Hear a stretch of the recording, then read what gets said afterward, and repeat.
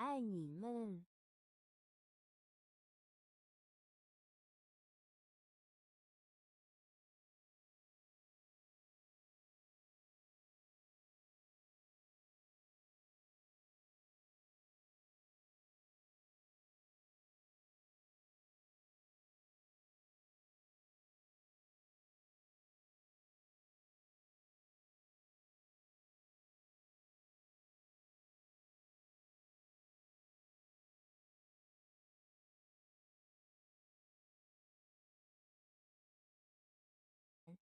你们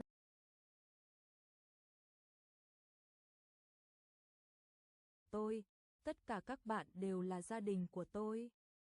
Tôi yêu các bạn. Cảm ơn lời chúc phúc của các bạn. Lời chúc phúc của các bạn thật ấm áp. Tất cả các bạn đều là bạn tốt của tôi. Tất cả các bạn đều là anh em của tôi. Tất cả các bạn đều là gia đình của tôi. Tôi yêu các bạn.